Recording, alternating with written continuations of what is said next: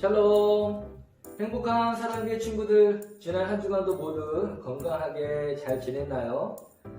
지난주에는 우리가 성탄절 예배가 있었는데 비록 다 같이 모여서 예배하지는 못하지만 가정에서 함께 드릴 수 있는 특별한 성탄 예배가 되었을 줄로 믿습니다. 친구들, 벌써 2020년 한 해가 다 지나가고 오늘 마지막 주일이 되었습니다. 오늘은 누가복음 24장에 있는 말씀을 통해서 예수님께서 우리에게 남겨주신 사랑의 흔적을 살펴보는 그런 시간이 되고자 합니다.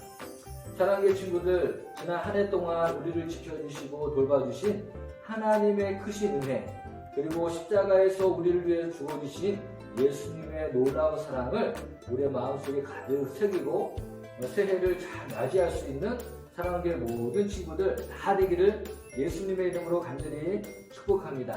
샬롬. 사랑교회 친구들, 오늘은 사랑의 흔적이란 제목으로 누가복음 24장의 말씀을 살펴보겠습니다. 오늘 본문 말씀 다 같이 읽어보겠습니다. 시작. 이 말을 할 때에 예수께서 친히 그들 가운데 서서 이르시되 너희에게 평강이 있을지어다 하시니 그들이 놀라고 무서워하여 그 보는 것을 영으로 생각하는지라. 예수께서 이르시되 어찌하여 두려워하며 어찌하여 마음에 의심이 일어나느냐. 내 손과 발을 보고 나인 줄 알라. 또 나를 만져보라. 영은 살과 뼈가 없으되 너희 보는 바와 같이 나는 있느니라. 이 말씀을 하시고 손과 발을 보이시나 그들이 너무 기쁨으로 아직도 믿지 못하고 놀랍게 여길 때에 이르시되 여기 무슨 먹을 것이 있느냐 하시니 이에 구운 생선 한 토막을 드리니 받으사 그 앞에서 잡수시더라. 아멘. 여기 오래된 그림이 한 장 있네요. 이 그림은 19세기 스페인의 화가 엘리아스가 한 교회의 기둥에 벽화로 그린 에케 호모란 작품입니다. 이 그림은 스페인의 작은 마을 보르하라는 곳에 세워진 교회 안 기둥벽에 그려진 예수님의 초상화이죠. 예술적인 가치가 뛰어나거나 유명한 그림은 아니지만 하늘을 물끄러미 응시하고 있는 예수님의 모습이 잘 그려져 있습니다. 하지만 오랜 세월이 흘러가면서 예수님의 벽화는 페인트가 벗겨지고 떨어져 볼품없이 변해버리고 말았어요. 그렇게 방치되어 아무에게도 관심을 받지 못하던 예수님의 벽화를 2012년 교회를 다니던 80대 할머니가 보고 너무 안타까워했어요. 우리를 구원하신 예수님의 모습이 칠이 벗겨지고 낡아져서 거의 예전의 모습을 찾을 수 없었기 때문이에요. 몇 날 며칠을 고민하던 할머니가 직접 붓과 물감을 가져와서 예수님의 벗겨진 벽화를 매일같이 덧칠하며 조금씩 복원하기 시작했어요. 할머니는 드디어 예수님의 벗겨진 얼굴을 모두 복원하고 기쁜 마음으로 집으로 돌아갔답니다. 그런데 얼마 지나지 않아서 마을 사람들의 신고로 할머니가 경찰에 붙잡히게 되었어요. 이유는 예수님의 얼굴이 이전의 모습을 찾아볼 수 없을 만큼 이상하게 그려졌기 때문입니다. 할머니가 그린 예수님의 모습은 마치 원숭이를 닮은 모습이 되고 말았고 이 황당한 사건이 전 세계의 뉴스가 되었는데 이를 계기로 작은 스페인 마을과 교회 그리고 엘리아스의 예수 그림이 유명해지게 되었어요. 1년 동안 5천 명도 오지 않던 마을이 6만 명의 사람들이 모이는 그런 명소가 되는 해프닝이 일어난 것입니다. 다음에 두 장의 사진은 누구의 모습일까요? 눈썰미 좋은 친구들은 벌써 맞췄을 것 같네요. 맞아요. 바로 예수님의 얼굴입니다.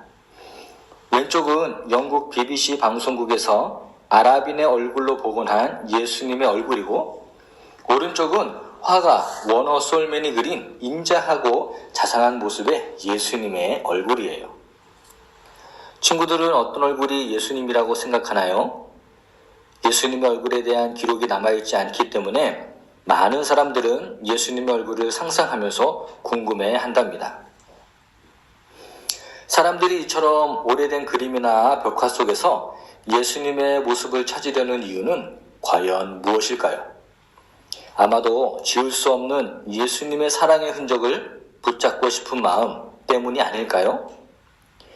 우리를 죄에서 구원하시기 위해 이 땅에 오신 예수님은 십자가에서 죽으신 후 성경의 약속대로 3일 만에 다시 살아나 부활하셨어요.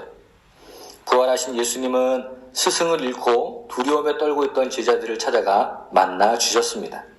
그리고 예수님의 모습을 보고 무서워하는 제자들을 향해 평안을 선포하셨어요. 36절과 37절 말씀입니다. 이 말을 할 때에 예수께서 친히 그들 가운데 서서 이르시되 너희에게 평강이 있을지어다 하시니 그들이 놀라고 무서워하여 그 보는 것을 영으로 생각하는지라. 예수님은 여전히 두려움에 사로잡힌 제자들을 향해서 이렇게 말씀하셨어요.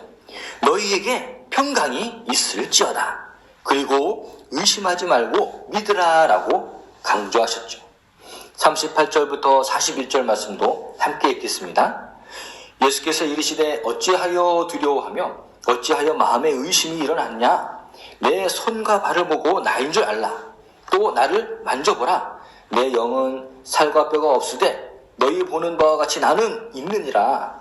이 말씀을 하시고 손과 발을 보이시나 그들이 너무 기쁨으로 아직도 믿지 못하고 놀랍게 여길 때에 이르시되 여기 무슨 먹을 것이 있느냐 하시니. 아멘.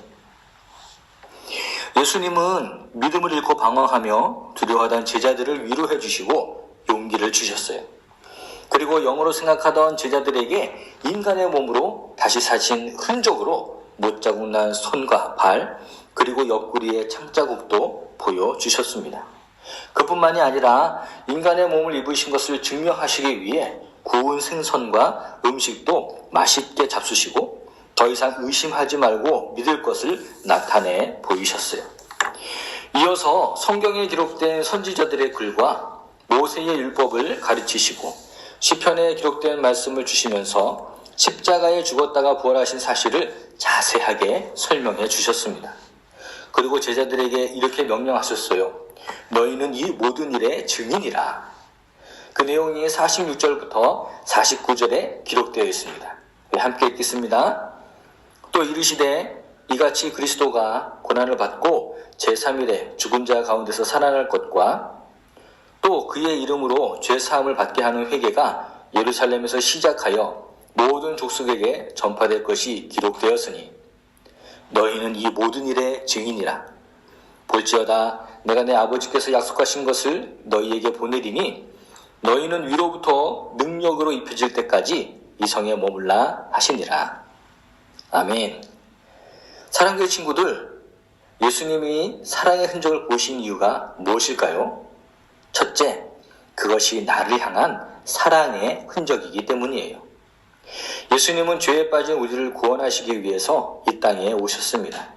이것이 하나님이신 그분이 사람의 몸으로 가장 낮고 천한 자리로 내려오신 이유이에요. 둘째, 그것은 우리가 믿는 자가 되기를 원하시기 때문입니다. 제자들은 예수님과 3년 동안 따라다니면서 동행하였지만 부활하신 예수님을 믿지 못했어요. 그래서 육신의 몸이 남겨진 그 사랑의 흔적을 통해 우리가 다시 믿는 자가 되기를 바라셨던 거예요. 위대한 사도였던 바울은 그런 자신의 신앙을 이렇게 고백했습니다. 갈라디아서 6장 17절 말씀입니다. 이후로는 누구든지 나를 괴롭게 하지 말라. 내가 내 몸에 예수의 흔적을 지니고 있노라. 아멘. 이 얼마나 멋진 믿음의 고백인가요? 사랑교회 친구들도 이러한 믿음의 고백이 있기를 예수님의 이름으로 축복합니다. 예수님의 사랑의 흔적이 목사님과 모든 친구의 삶에 새겨져서 지워지지 않는 믿음의 고백이 되고 신앙의 고백이 되기를 축복합니다. 그리고 그 사랑의 흔적을 가지고 예수님의 사랑을 세상에 전하는 모든 친구가 되기를 바라요. 한 해를 한번 돌아봅시다. 코로나 때문에 어려운 일도 많고 교회에 못 나오는 날도 많았지만 우리는 날마다 성경 말씀을 통독할 수 있었어요. 목사님이 만든 드라마 바이블을 선생님들이 친구들에게 보내주면 친구들은 그 말씀을 날마다 통독할 수 있었죠. 이러한 사랑의 수고와 섬김과 헌신들이 모여서 아름다운 믿음의 공동체, 사랑의 공동체를 만드는 거예요. 우리 모두 예수님의 사랑의 흔적이 지워지지 않도록 십자가를 붙들고 믿음으로 승리하는 행복한 사랑교회 모든 친구들과 선생님들 되기를 예수님의 이름으로 축복합니다. 다 같이 기도하겠습니다. 죄 가운데 빠져 죽을 수밖에 없던 연약한 우리를 위해서 가장 낮고 천한 모습으로 이 땅에 오신 사랑의 예수님을 찬양합니다. 믿음이 없는 자들에게 믿음을 주시고 날마다 말씀으로 우리를 새롭게 하시니 감사합니다. 사도 바울의 고백처럼 우리도 이 사랑의 흔적을 가슴에 새기고 세상을 향해 복음을 전하고 생명의 주님을 전하는 제자로 살아가기를 다짐하고 결단합니다. 2020년 올 한 해 지켜주신 은혜와 한없는 하나님의 사랑에 감사드리며 우리의 유일한 구원과 생명 되시는 예수님의 이름으로 간절히 기도합니다. 아멘.